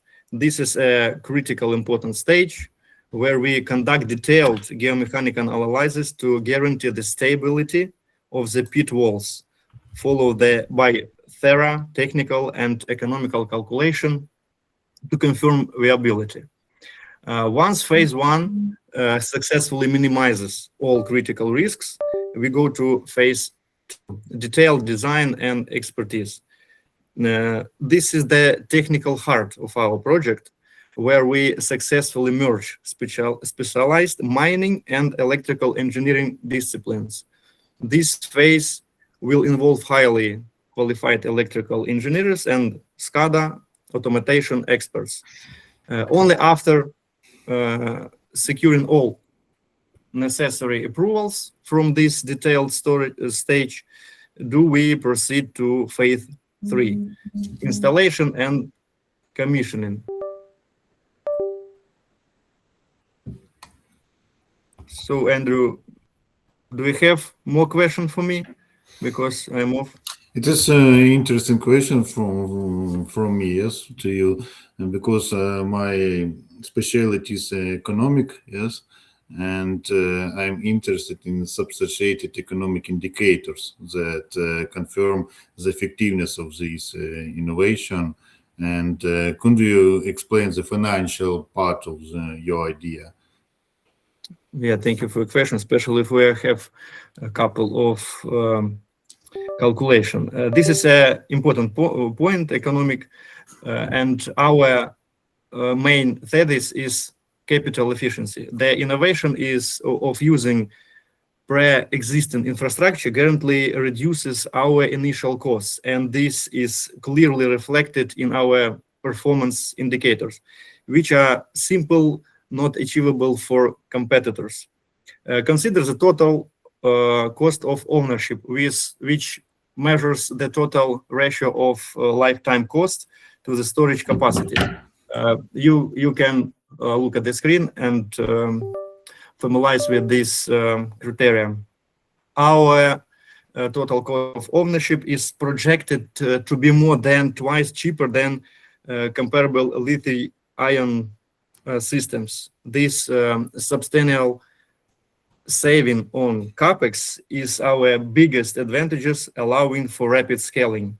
Another crucial technical and economic indicator is levelized cost of storage. Is the ratio of all costs over the entire lifetime to the total net energy the system delivers to the grid, factoring in round-trip efficiency. To compare, even our closest competitor in the field of gravitational storage, Energy Vault, achieves lower overall system efficiency. We are not just creating storage. We are creating an asset that is cheaper to operate and that guarantees unparalleled durability for over 30 years, for surpassing the lifespan of current market alternatives. Now, thank you for your response, and I think your economic case is strong. And however, is the Ukrainian innovation designed to go beyond national borders and effectively compete on the global markets against established giants like Energy Vault and other companies? And an additional question, is the technology limited only to open pit mines, or does it impossible scalable potential use for underground mines or other industrial or urban infrastructure? Please. The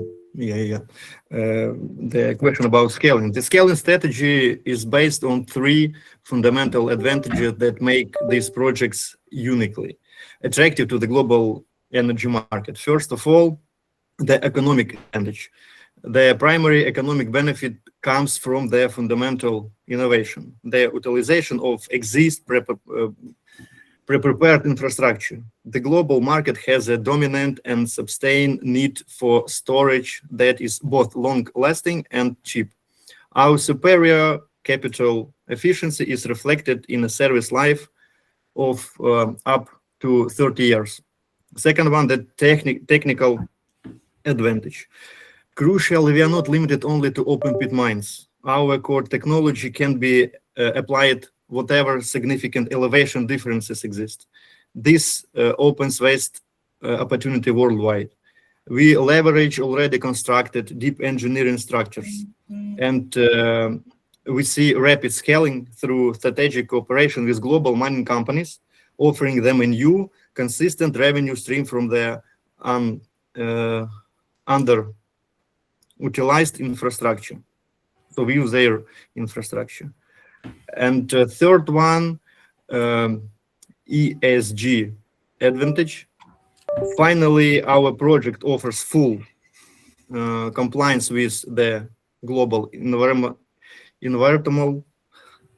social, and governance imperative. worldwide pressure is mounting for companies to adhere to sustainable development principle. This project has zero negative environmental impact.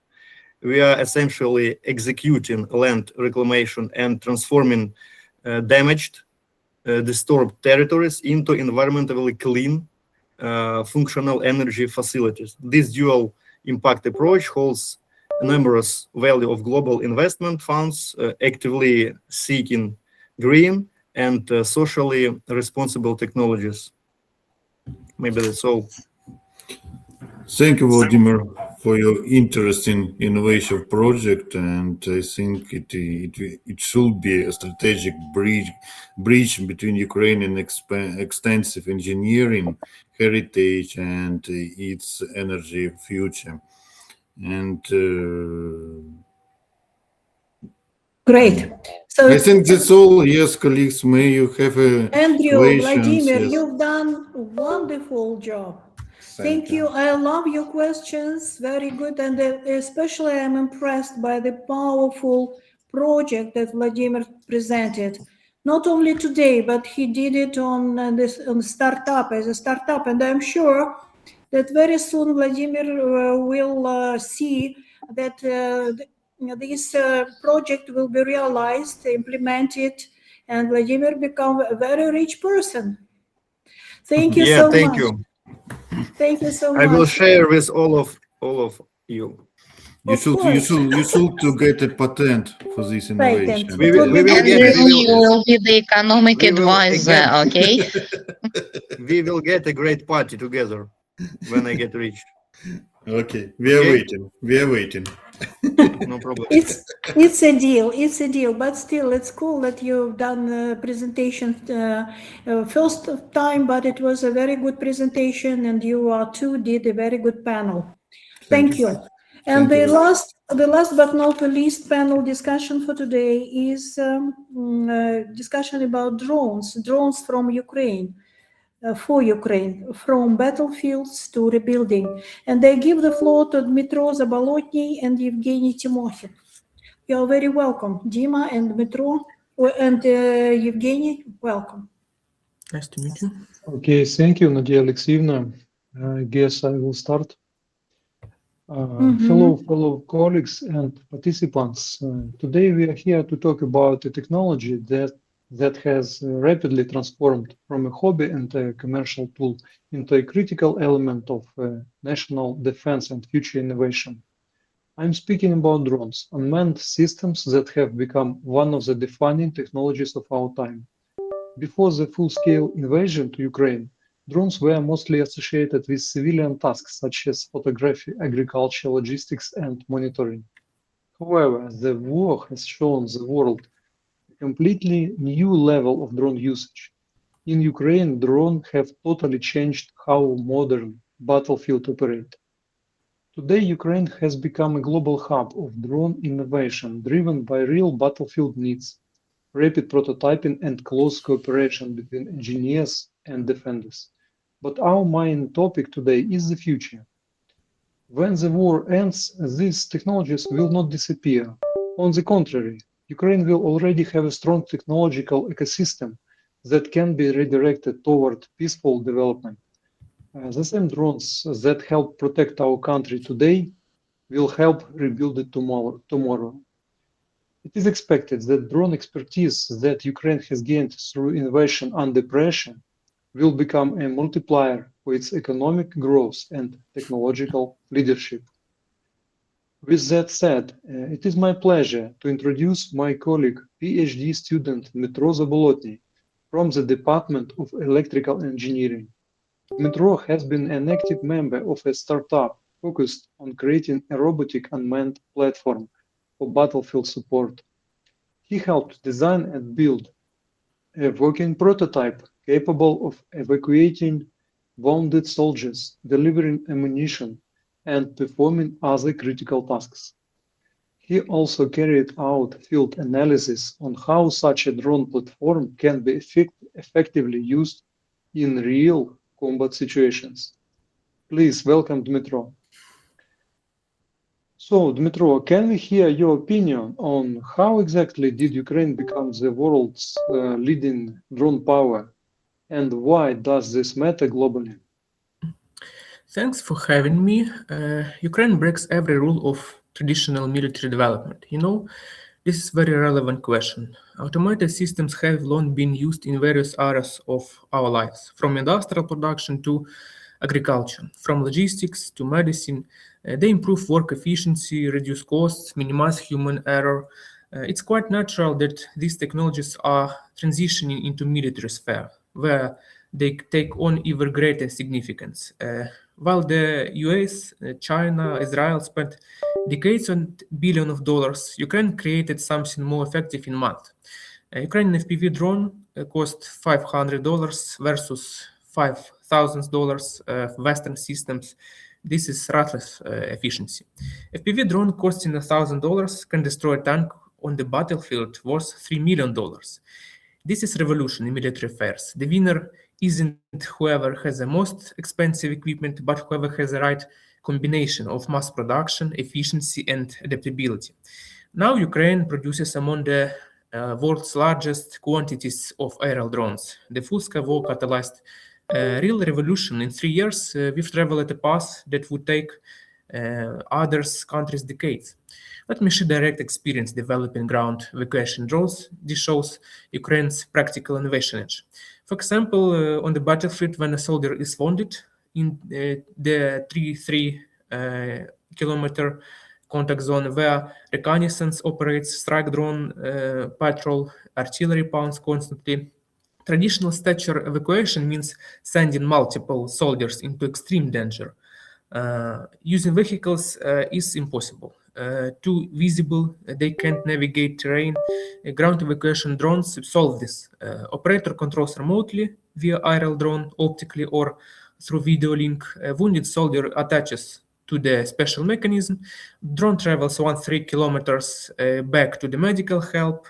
0 additional soldiers at risk. These systems carry over a ton, operate in different categories like combat support, logistics evacuation, mine operations. Constant battlefield feedback drives rapid iteration of these technologies. We improve designs in days based on soldier input.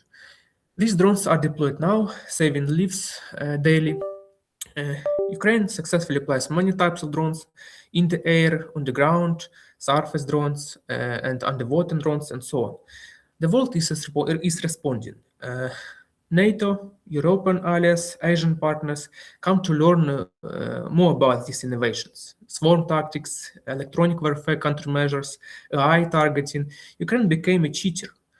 Post-war, this becomes a defense industrial base, potentially worth billions of dollars in exports. Geopolitically, Ukraine gains strategic leverage. Of course, countries need this expertise and technology, and this is making Ukraine an indispensable partner for these countries. I think that's all. Okay, Dmitro, thank you for this insights. It's very interesting point of view. I now see we really have some unique advantages. Mm-hmm. Well, what about peaceful life? Can you tell us how will military drone technology change civilian life after the war? How do you see it? I think after the war, in the recovery of Ukraine, military technology, drones, for example, transforms into 2 directions. First, military humanitarian applications. Yes, Ukrainian demining expertise can be exported globally. For example, in Asia, Middle East, Latin America, these countries face similar challenges. Humanitarian demining becomes Ukraine's specialty. Combat-proven drones, for example, with radar, magnetometers, AI map areas, they effectively detonate mines. Ground robots detonate mines remotely, 0 human risk. This reduces also Ukraine's demining from tens of years to 7-10 years. This is very crucial. Ukraine exports this expertise globally, creating billions in global market value. Second, civilian applications. Ground drones with excellent cross-country capability can help agriculture. Autonomous robots for planting, harvesting, in industries, construction, or in construction. Yes, this can be in hazardous industrial sites, warehouses, replacing humans in repetitive, difficult, dangerous tasks. Aerial drones can be used also for the mining operations, monitoring objects and territories, for example, in law enforcement agencies, on country borders, surveillance of production facilities and construction projects. These technologies can be applied all over the world. For example, it can be police and fire departments deploy drones for rapid assessment of emergency situations, search and rescue operations, public safety monitoring. This gives Ukraine tremendous opportunities for economic growth and establish itself as a global innovation hub. I think that's it. Okay, we can see that civilian applications are huge, enormous perspectives. Can you tell us now what we can expect? Can we expect that cutting-edge drone technology with machine vision and AI will revolutionize Ukraine's reconstruction and smart city development? What do you think about that? Yes, I think they can do. Ukraine faces from $400 to $700 billion in reconstruction. And this is a critically important topic for us today. It's essential that recovery will proceed actively using new technologies. For example, traditional assessments takes months, but cutting-edge projects use machine vision and massive drone fleets surveying cities in days. The transparency revolution can be achieved with drone fleets monitoring every site simultaneously, replacing supervisor who could be bribed. Machine vision AI verifies materials match contracts, checks quality with millimeter precision, confirms work happens. AI compares daily footage. Contractors can't falsify reports. Data goes into blockchain databases, accessible to donors, government, and citizens in real-time applications. When AI shows 40% completion, but contractors claim 80%, discrepancies are immediately visible. AI can be bribed. More verification, less corruption, more accountability. Proven projects Ukraine could implement, for example, Singapore's integrated delivery network, which coordinates hundreds of drones through a single AI system where multiple companies sharing airspace. These services include food delivery, medical, retail packages, medical suppliers, different urgent deliveries, all operating simultaneously without conflicts or delays. It can be Dubai's emergency response system that deploys fire drones and medical drones when 9/11 calls come in. Or another example, drones use thermal imaging to locate people in burning buildings or delivering defibrillators to heart attack victims and providing real-time information to emergency responders, reducing response time and saving hundreds of lives annually. Another example, I think, it can be in smart city planning. AI-equipped drone fleets analyze traffic patterns, generating optimal designs for roads and public transport. Thermal imaging scans different buildings, creating heat maps for energy retrofits, replacing hundreds of human inspectors while providing more comprehensive data. Computer vision can be used in analyzing urban space usage. For example, it can be park visitors, pedestrian flows, bike lanes, transit crowding, helping planners design cities based on real behavior patterns, not assumptions. These technologies could make Ukrainian and European cities be leaders in sustainability, efficiency, and livability. I think that's it. That's great. Great. That's great. Okay, Dmitro, we can clearly see that huge work ahead on reconstruction and rebuilding Ukraine. And Absolutely. we have some great perspectives. Absolutely. So thank you so much. I have one more question. If we can. I think it should be good to say thank you to all of you, because really you have participated very well. Our time is up. Well, and so just finalizing our today's discussion. Is there anybody who wants to say a couple of words as a reflection, or just thank you? Okay. Well, Andrew Duda, yes, I just wanted to ask you, because you are a monitor of the group, you know how to arrange meetings, and so now please your reflection. It was too interesting conference. Thank you for our invitation to this presentation. Yes, and with Vladimir Lebedenko, we prepared our presentation only for 2 days. 2 days, I mean. You are very talented. Yes, you've it done was the so job quickly. No, at all, I can say that it was raised to interesting themes, yes, which related to innovations, for restoring of Ukraine. Thank you for invitations of foreign speakers from USA, from Stockholm, yes. It was interesting to listen their experience, for example, Ragnar raised questions regarding the implemented innovations in infrastructure, for example, the building of water management project in Lazova and industrial park and some other projects. I think it is interesting and very useful for Ukraine, for us, for ecology at all. Wow, Andrew, it looks like Ragnar's report have impressed you the most. So, Yes, Ragnar, it was interesting. The first part, it was too hard to understand what the goal of what the target of that project. But in the till end, it was. You got it. You got it. Yes, I have got the main theme of his presentation. It was too interesting. Excellent. Ragnar, can I please ask you about your plans?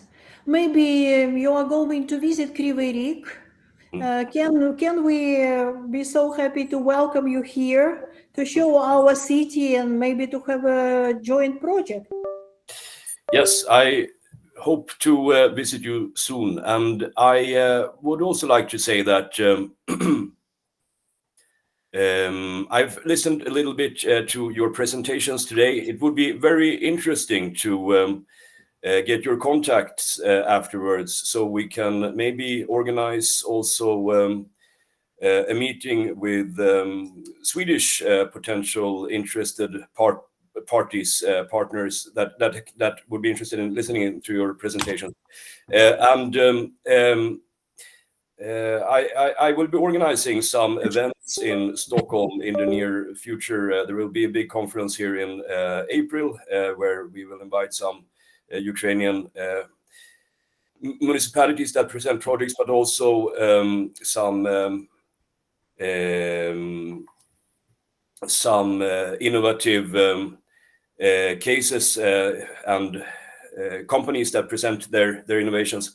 So I would be interested in staying in touch with you regarding this. And I also work with some specific projects where I support a Swedish company in clean tech, in the clean tech sector, in metallurgy.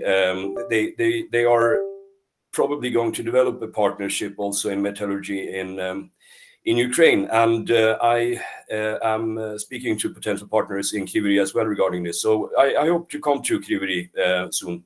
And excellent. That will be great. And let's stay in touch, keep in touch. I think we have a brilliant future. As far as the war stops, yeah, we can, I think, start more active cooperation. And you are so energetic, powerful, and so wonderful person. So I think that we may have great contacts and a great project in future. Thank you so much. Thank you for being with us. We are very, very grateful. So thank you to all. It was great time. We have spent together more than 2 hours. Thank you so much. And we wish you Merry Christmas, Happy New Year, more light, keep well. Yes, stay safe. Thank you very much. Thank you. Goodbye. See you next time. Thank you. Goodbye. Thank you. Thank you. Goodbye. Goodbye. Thank you and goodbye. Thank you, Anna. Thank you, Vladimir, Irina. Thank you so much. Goodbye. Thank you so much. Goodbye. Goodbye. Thank you. Goodbye.